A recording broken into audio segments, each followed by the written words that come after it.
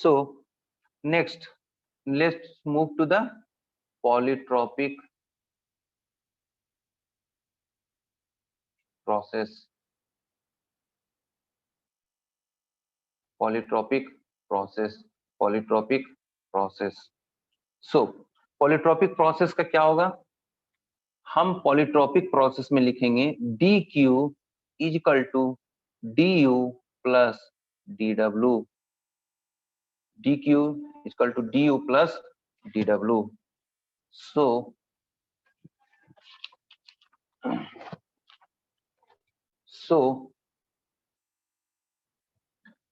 or dq will become du plus, हम polytropic के cases में हम लिख सकते हैं P1 V1.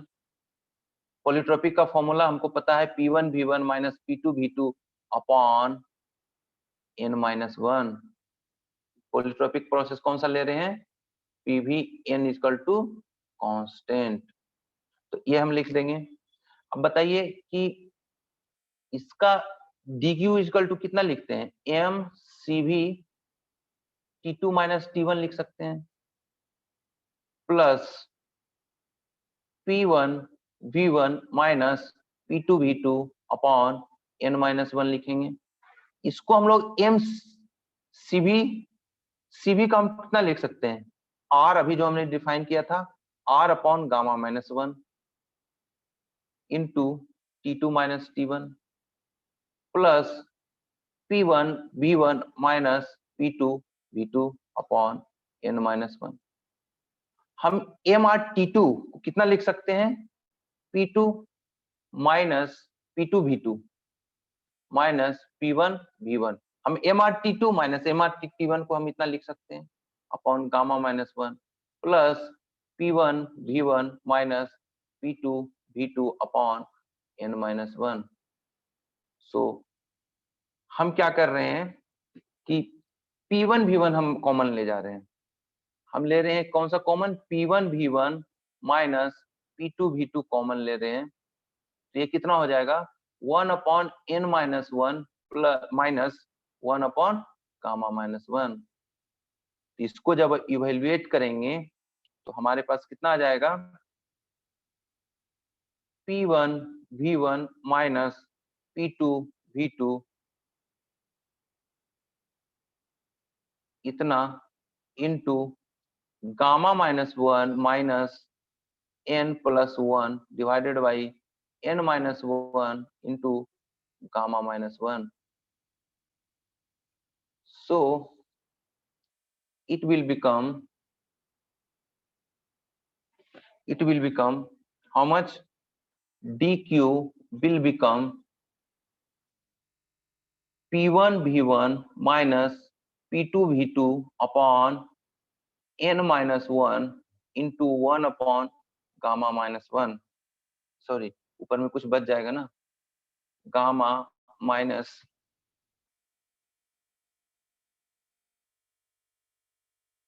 ये बच जाएगा गामा माइनस n. अब बताइए कि ये क्वांटिटी क्या है? ये वाला जो टर्मिनोलॉजी है ये हमको पता है कि पॉलीट्रोपिक वर्क ट्रांसफर है.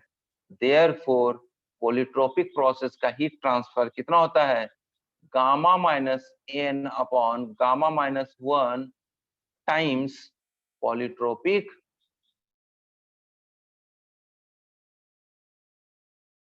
वर्क. पॉलीट्रोपिक वर्क ये कितना हो गया? Gamma times polytropic work, gamma times polytropic work, gamma times polytropic work हो गया. सो ये आप यहाँ तक इसको ये बक्से में बंद कर देते हैं. So this is the relationship for the polytropic work. मतलब हम क्या करें? पॉलीट्रोपिक वर्क में हमारे पास वर्क ट्रांसफर भी हो रहा है और हीट ट्रांसफर दोनों हमें मिल रहा है. सो इसके बाद हम स्पेसिफाई करेंगे पॉलीट्रोपिक, एक हम एक्सप्रेशन डिराइव करना चाहते हैं स्पेसिफिक हीट का.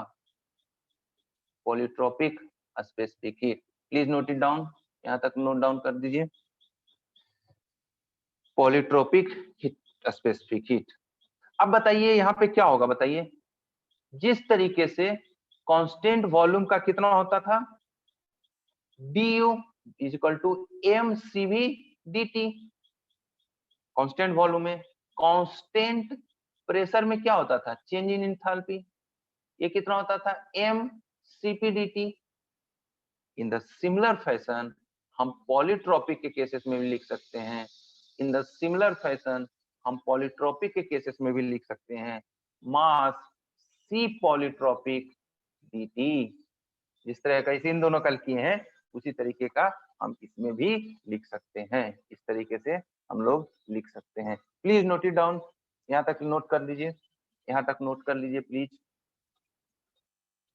यहाँ तक नोट कर लीजिए, यहाँ तक नोट कर लीजिए, यहाँ तक नोट डाउन किया जाए प्लीज।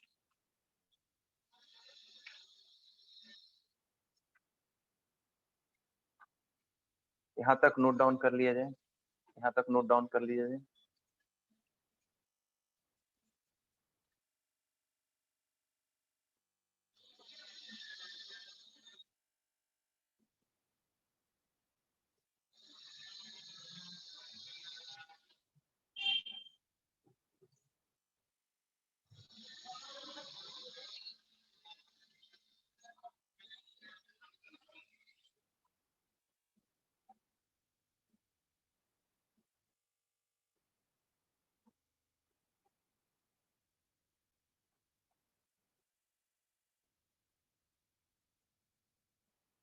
चलिए यहाँ तक आप लोगों ने नोट डाउन कर लिया है। Therefore, अब हम क्या करने जा रहे हैं कि हम पॉलीट्रोपिक, ये जो सी पॉलीट्रोपिक है ना, स्पेसिफिक पॉलीट्रोपिक स्पेसिफिक हीट, इसका हम एक्सप्रेशन डिराइव करना चाहते हैं। तो हम ये इक्वेशन जो हमने अभी डिराइव किया था पॉलीट्रोपिक का, D Q is equal to gamma minus N upon gamma minus 1 times P1 minus P2 upon n minus 1। इसको हम लोग क्या लिख सकते हैं, हम थोड़ा सा रीअरेंज करते जाएंगे। Gamma minus N upon gamma minus 1, इसको हम लोग करेंगे M R T1 minus M R T2 upon n minus 1। Therefore gamma minus N upon gamma minus 1, हम बस एक एक चेंजेस ले आते हैं। इसको क्या हो जाएगा, कॉमन ले लेंगे तो T1 minus T2, T1 minus T2 upon n minus 1। अब बताइए इसमें क्या हो रहा है, देखिए हम इसको r और गामा माइनस 1 को एक तरह का ग्रुप टुगेदर कर देते हैं। Gamma minus n upon n minus 1 into m, और r अपॉन गामा माइनस 1 को हम एक जगह रखते हुए, और क्या बच गया, T1 माइनस T2। तो हम इसको क्या लिख सकते हैं, gamma minus n upon n minus 1 m, ये हो गया सीवी का definition, T1 minus T2, T1 minus T2, and ये कितना हो जाएगा, gamma minus n upon n minus 1, इसको हम लिख सकते हैं mCV dt, mCV dt, यानी इसको हम लोग लिख सकते हैं m, और इसको एक ब्रैकेट में हम घेर देते हैं, gamma minus n upon n minus 1 into CV dt। मतलब ये क्या हो गया, देखिए डी क्यू पॉलीट्रोपिक का mCdt, और ये जो ब्रैकेट में हम रखे हुए हैं, ये जो ब्रैकेट में है वो क्या रिप्रेजेंट करेगा, स्पेसिफिक हीट। ये चूंकि डी क्यू इजकल टू, देखिए यहाँ पे इस रिलेशन से अगर हम कंपेयर करें तो सी पॉलीट्रोपिक कितना आ जाएगा, सी पॉलीट्रोपिक आ जाएगा n माइनस, एक मिनट कुछ उल्टा पुल्टा हो गया, कहीं एक जगह मिसिंग है क्या, dt जो लिखेंगे इसको हम यहाँ पे से उल्टा कर देते हैं, इसको हम लोग माइनस ले लेते हैं। एक्चुअली dt हमने छोड़ दिया है, इसको माइनस लेंगे, dt हो जाएगा d2 t2 minus t1, dt हमेशा चेंज होता है, तो ऊपर में क्या आ जाएगा, माइनस, ये आ जाएगा ये आ जाएगा n माइनस गामा, यानी ये जो आ जाएगा वो n minus gamma.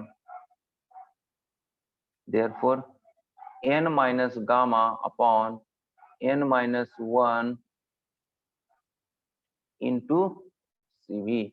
So this is the polytropic specific heat, polytropic specific heat, polytropic specific heat, polytropic specific heat. Please note it down, please note down, please note down। ये क्या हो जाएगा? Polytropic specific heat.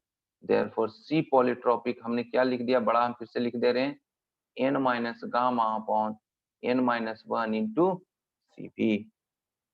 देखिए n चूंकि क्या होता है 1 और गामा के बीच होता है, नेट गामा के बीच होता है। देयरफॉर जो सी पॉलीट्रोपिक, याद रखना यहाँ पे n गामा से छोटा है, ये सब सारा positive, Cv is positive, n is minus 1 is positive, n minus gamma is negative. Therefore ये जो पॉलीट्रोपिक आपका स्पेसिफिक हीट निकला है वो निगेटिव होता है। Polytropic specific heat is negative, polytropic specific heat is negative, polytropic specific heat is negative. क्यों? क्योंकि n जो हो रहा है वो 1 और गामा के बीच वेरी कर रहा है, 1 और गामा के बीच वेरी कर रहा है, 1 और गामा के बीच वेरी कर रहा है। दैट्स वाई ये क्या हो जाएगा? निगेटिव हो जाएगा। सो हमने क्या ऑब्जर्व किया? For 1 is less than n is gamma, C polytropic is less than 0, negative. ये निगेटिव है। ये क्यों हो रहा है? बताइए क्यों हो रहा है? क्यों हो रहा है? कोई रीजन बता सकते हैं? यह क्यों हो रहा है? थोड़ा सोचो जरा, क्यों हो सकता है? What is the possible reason for it?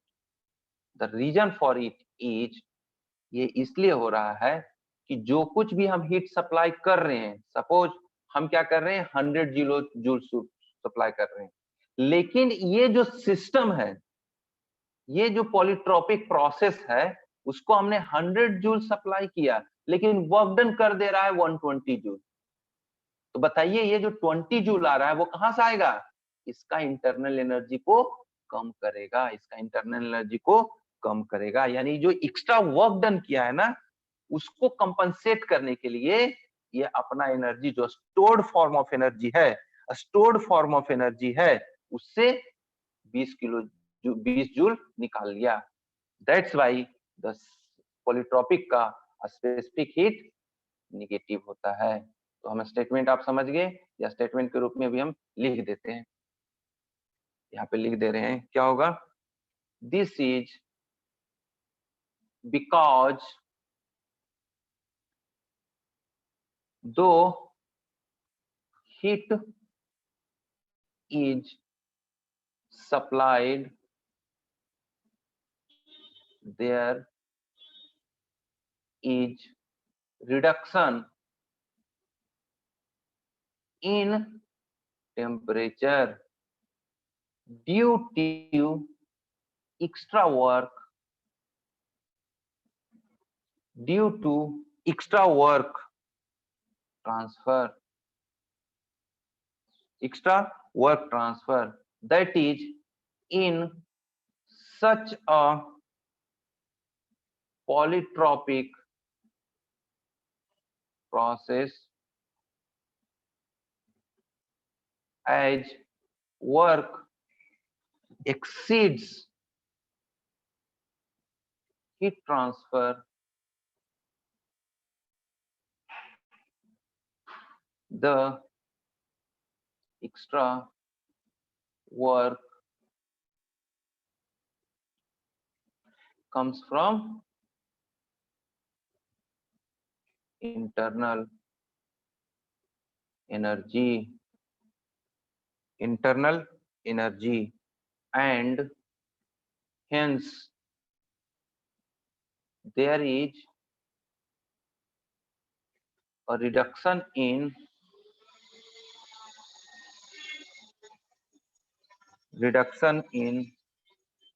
internal energy reduction in internal energy due to heat temperature, due to which the temperature decreases, due to which लिख देते हैं, heat से अच्छा है, due to which temperature decreases, temperature decreases. So in this way we determined the polytropic specific heat. ये आपको polytropic specific heat का formula याद रखना है, और ये भी याद रखना है कि ये निगेटिव हो रहा है। इंटरव्यू में पूछा जा सकता है, इस केसेस में आपको रीजन बताना होगा कि क्यों निगेटिव हो रहा है। नेक्स्ट हम लोग अब शो करने जा रहे हैं PVN equal to constant for adiabatic process. ये होता है, आप लोग जानते थे, अब इसको हमको प्रूव करना है कि कैसे होता है, क्यों होता है, इसको हमें प्रूफ हम अब डिस्कस करने जा रहे हैं कि ऐसा आखिर क्यों होता है।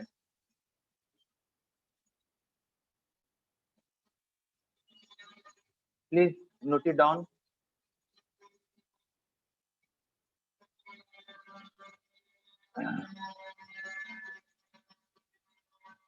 हम इसका प्रूफ देखेंगे, तो देखिए आप नोट डाउन कर लीजिए, हम 1 मिनट वेट कर लेते हैं।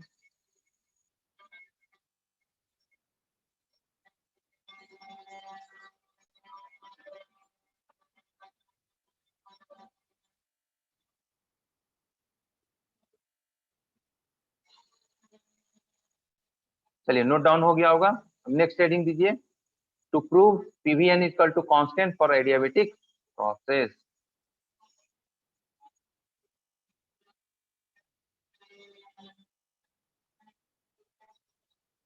तो हमारे पास फर्स्ट लॉ ऑफ थर्मोडायनेमिक्स है, for a process dq equal to du plus pdv। तो फॉर एन आइडियल गैस क्या होगा, अगर एडियाबेटिक प्रोसेस हो रहा है तो क्या हो जाएगा, dq विल बिकम 0, और आइडियल गैस है देयरफॉर du कितना हो जाएगा, mCv dt। देयरफॉर अगर हम इसमें सब्स्टिट्यूट कर रहे हैं तो कितना हो जाएगा, ये 0 equal to mCv dt plus pdv। therefore mCv dt will become pdv। Simply हम इस तरीके से कर रहे हैं, हम इसको मान लेते हैं क्वेश्चन नंबर 1। अब हम दूसरा चीज हम ये भी जानते हैं कि H equal to U plus P भी होता है। इसको अगर हम डिफ्रेंशिएट करेंगे तो DH equal to DU plus PdV plus VdP आएगा। देयरफॉर क्या हो जाएगा, DH विल बिकम, बताओ, DU plus PdV। DU plus PdV क्या होता है, DQ। ये दोनों क्या हो जा रहा है, DQ के बराबर प्लस VdP, और एडियाबेटिक प्रोसेस है देयरफॉर ये कितना हो जाएगा, 0 प्लस VdP। और DH का क्या डिफिनीशन होता है, mCp dt will become VdP। This is equation number 2। हम क्या कर रहे हैं, 2 को भागा दे रहे हैं 1 से, 2 डिवाइडेड बाई इक्वेशन नंबर 1। तो इससे क्या हो जाएगा, mCp dt divided by mCv dt is equal to minus VdP upon PdV। ये हमारा यहाँ तक हो गया, प्लीज नोट इट डाउन, यहाँ तक लिखिए पहले।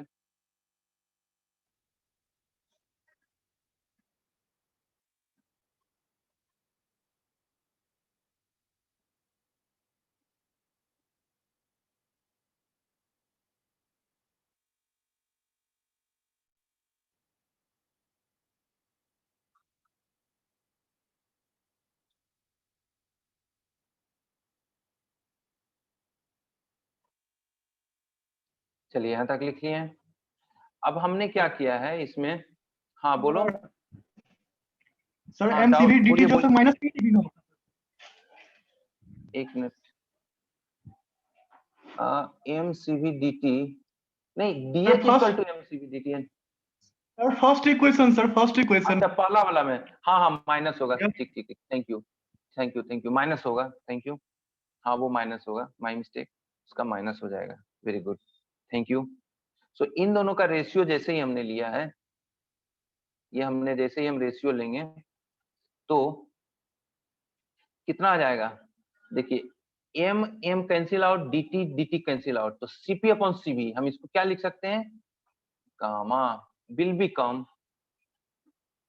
v tp upon pdv minus आएगा।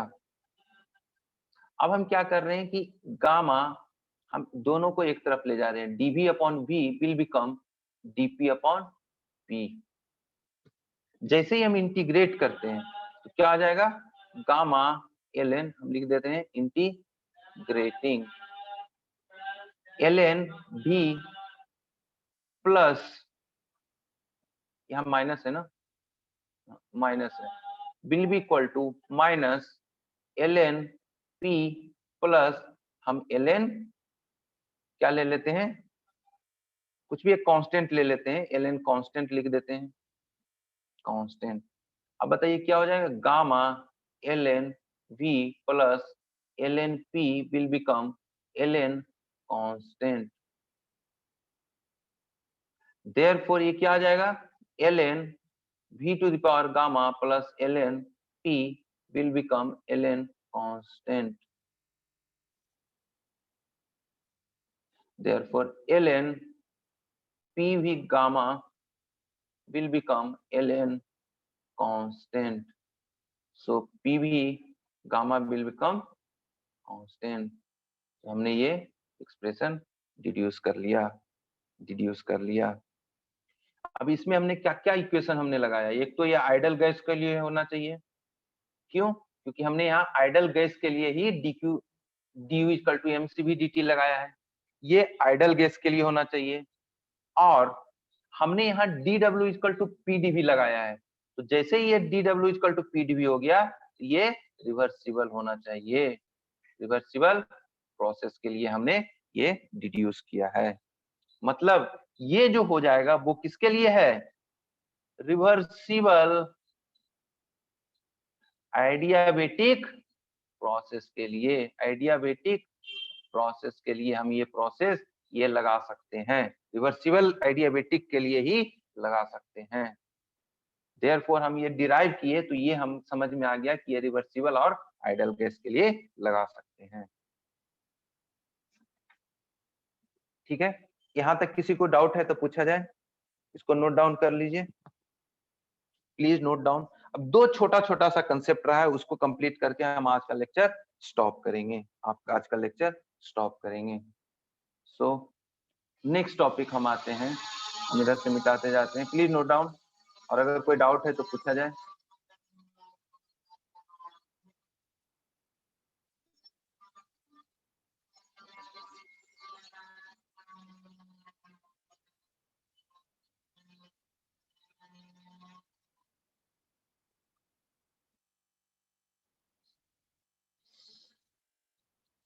नेक्स्ट आता है कंसेप्ट, वो है फ्री एक्सपेंशन। फ्री एक्सपेंशन एक छोटा सा कंसेप्ट है, फ्री एक्सपेंशन आप प्लीज लिख दीजिए, हम तब तक डेफिनेशन लिख रहे हैं, आप उधर नोट डाउन करते रहिए।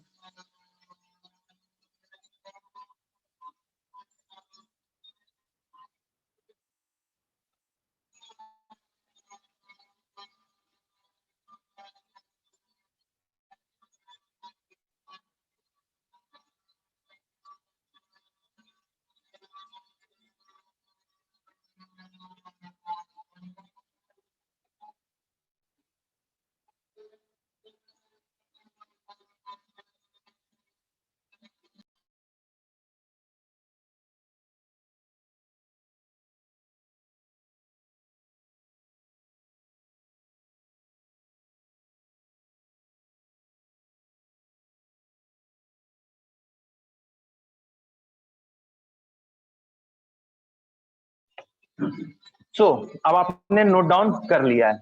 अब आते हैं हमारे पास फ्री एक्सपेंशन। तो what is the definition of free expansion?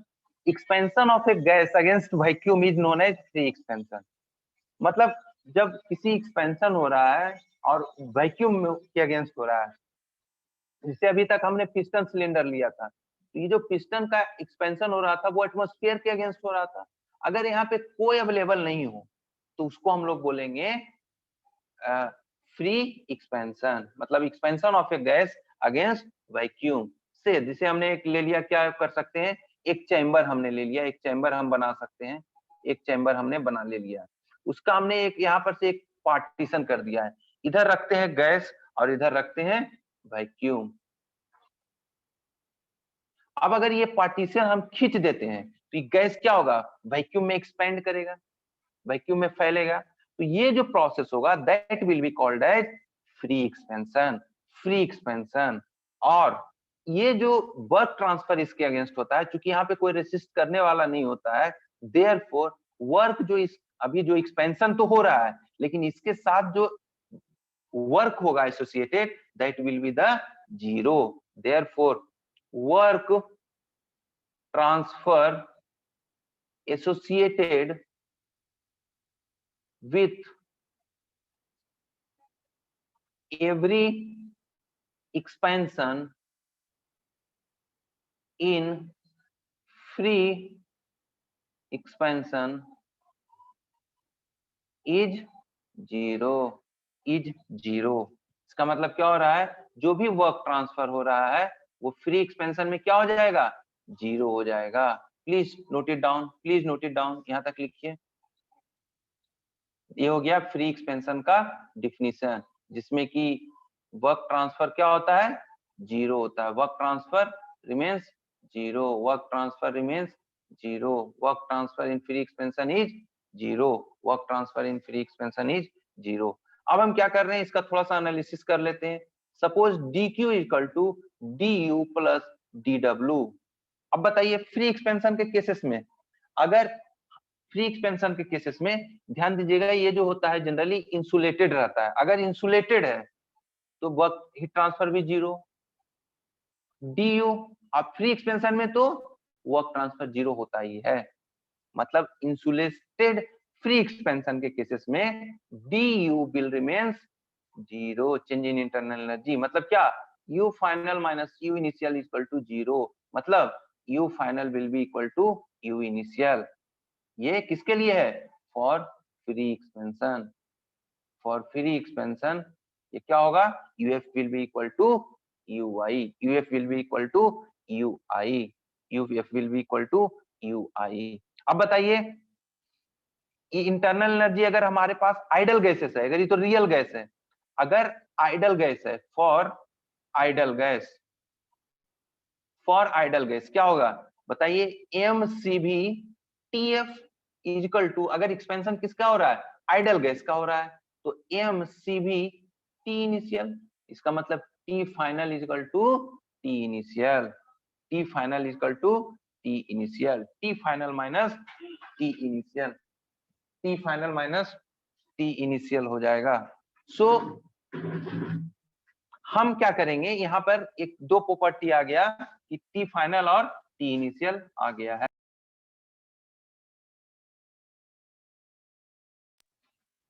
सो ये आ गया T final equal to T initial. अब यहाँ पे हम एक प्रोसेस देखते हैं। सपोज ये प्रोसेस है इनिशियल और ये प्रोसेस है फाइनल। अब अगर हम इस तरीके से दो प्रोसेस लेते हैं, ये क्या है, टेम्परेचर को कोऑर्डिनेट सिस्टम लेते हैं, तो ये हो गया टी आई और एक ले लेते हैं टी एफ। बताओ ये जो प्रोसेस है वो है आइसोथर्मल, ये है आइसोथर्मल और ये है नॉन आइसोथर्मल। इसका क्या मतलब हुआ,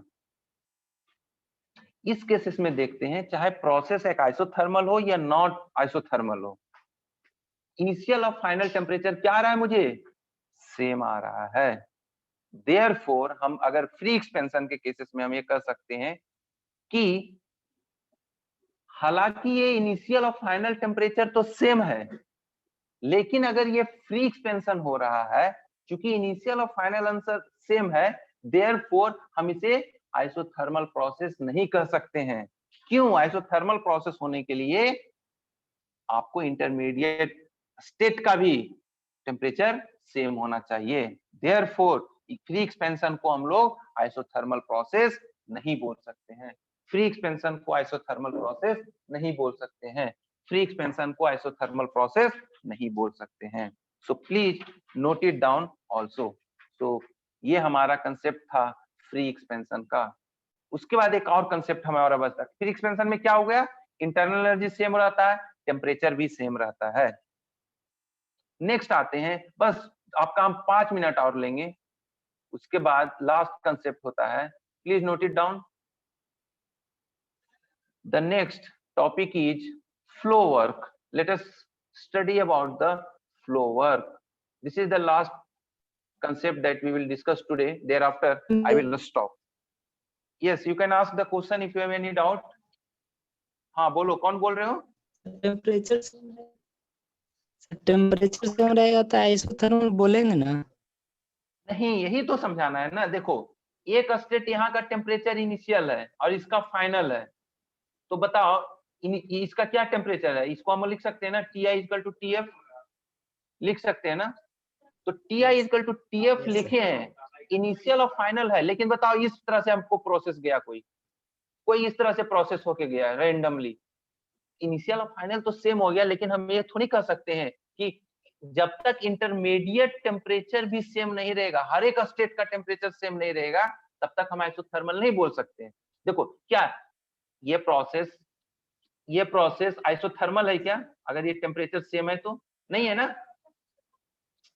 इसका टेम्परेचर हाई है, मतलब हर एक इंटरमीडिएट स्टेट का भी टेम्परेचर सेम होना चाहिए। Therefore, we cannot say that this is the isothermal process. Free expansion is need not to be isothermal process.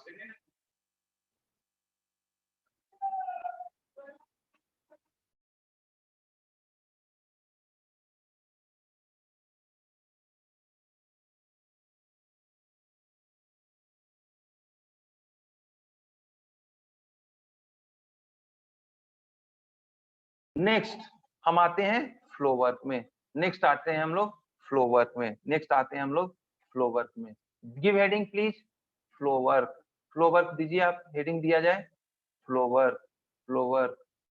Work. हमने पीडीवी वर्क समझ रखा है, हमने अभी पढ़ा था पीडीवी वर्क। अभी तक जो भी डिस्कशन किया था वो हमने पीडीवी वर्क के किया था। अब हम लोग पढ़ने जा रहे हैं फ्लो वर्क।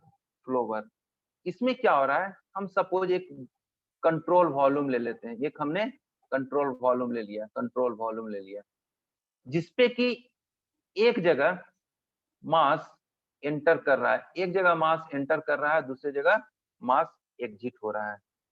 तो यहाँ पे जो एंट्री हो रहा है, सपोज हम इसका वॉल्यूम स्मॉल ले लेते हैं। इसका वॉल्यूम हमने ले लिया, सपोज ये हो गया है dx। स्टेट 1 ये एंटर कर रहा है और यहाँ से स्टेट 2 से ये निकल रहा है, ये स्टेट 2 से निकल रहा है। हमने एक फ्लूइड एलिमेंट लिया है, ध्यान दीजिएगा, हमने एक फ्लूइड एलिमेंट लिया है, 3 डायमेंशनल फ्लूइड एलिमेंट लिया है, जिसका क्रॉस सेक्शनल एरिया कितना है? dA है। इसका लेंथ कितना हो गया? dx, और इसका मास है मान लेते हैं dm। देयरफॉर वॉल्यूम कितना हो जाएगा? वॉल्यूम हो जाएगा dx। तो स्पेसिफिक वॉल्यूम कितना हो जाएगा? हम जानते हैं V/m। ये जो रहा डिफरेंशियल है, क्योंकि सब कुछ डिफरेंशियल है तो डिफरेंशियल ले रहे हैं। Therefore volume will become specific volume into mass. Therefore हम लोग क्या कर सकते हैं, इसको अगर हम दोनों को डिफरेंशिएट करते हैं तो हम लोग dV/dm भी लिख सकते हैं। या तो आप V/m लिखिए या dV/dm लिखिए, dV/m लिखिए या dV/dm लिखिए। चलिए इतना तक हमने इसको लिखा है, इसको हम मिटा देते हैं। अब आते हैं हम लोग नेक्स्ट कि जो इस पे प्रेशर लग रहा है वो टोटल कितना लगेगा, हम जानते हैं force per unit area, therefore force will become P into A। और हम DF की अगर हम बात करें तो P into DA। तो वर्क डन जो हो जाएगा, हम अगर वर्क डन की बात करते हैं, DF ये जो प्रेशर और एरिया वर्क डन जो हो जाएगा वो कितना होता है F into X। तो डिफरेंशियल वर्क डन हम अगर लिखना चाहेंगे तो DF into DX हो जाएगा। अब बताइए DF कितना लग रहा है, अगर प्रेशर इस एरिया के द्वारा ये एलिमेंट इसको इधर प्रेशर P लगाएगा तो P into DA, P into DA into movement हुआ। सपोज ये पुश करके ये कितना, ये जो एलिमेंट था वो यहाँ पे एंटर कर गया, अगर यहाँ पे एलिमेंट एंटर कर गया है तो ये कितना मूव कर गया, dx मूव कर गया। तो इस फोर्स के साथ P into DA into DX, ये टोटल ये जो फ्लूइड एलिमेंट था वो इस पे वर्क किया है। This is nothing but P into DV, P into DV। Therefore अगर पर यूनिट मास हम बोलते हैं W upon dm, then this will come P into dV upon dm, and this is nothing but P into a specific volume। देखो V equal to क्या लिखे थे हम लोग, स्पेसिफिक वॉल्यूम। देयरफॉर ये क्या हो गया है कि this is total flow work is nothing but PV।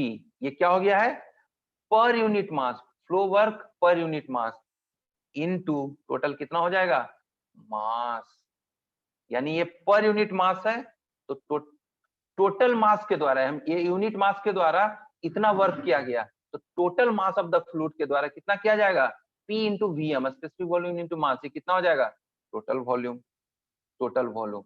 अब ये क्या है, work done by the surrounding into the system हो रहा है यहाँ पे। देयरफॉर क्या हो जाएगा, हम क्या करेंगे, एंट्री फ्लो वर्क हम लिखेंगे, वन पे क्या हो रहा है, एंट्री हो रहा है, फ्लूइड एंटर कर रहा है तो वो क्या हो जाएगा निगेटिव हो जाएगा, और exit flow work will become positive. Please note it down, ये हो गया PP। अब बताइए ये अगर 1 पे हो रहा है तो हम इसको P1 V1 लिखेंगे, अगर ये 2 पे हो रहा है तो P2 V2। So flow work is defined as pressure into volume। So यहाँ तक अगर किसी को डाउट है तो पूछा जाए, नहीं तो क्विकली, हमारे पास 1 मिनट से थोड़ा सा ज्यादा है, आप नोट डाउन कर लीजिए, उसके बाद कनेक्ट डिस्कनेक्ट हो जाएगा। सो हम लोग अब दोबारा रिकनेक्ट आज नहीं होंगे क्योंकि आज हम यहीं पे स्टॉप करते हैं, कल फिर हम इसका नेक्स्ट थोड़ा सा प्रॉब्लम देखेंगे। Okay, so if you have any doubt please ask. हमने फंडामेंटल जो प्रिंसिपल था उससे हमने डिफाइन किया, so please note it down, please note it down.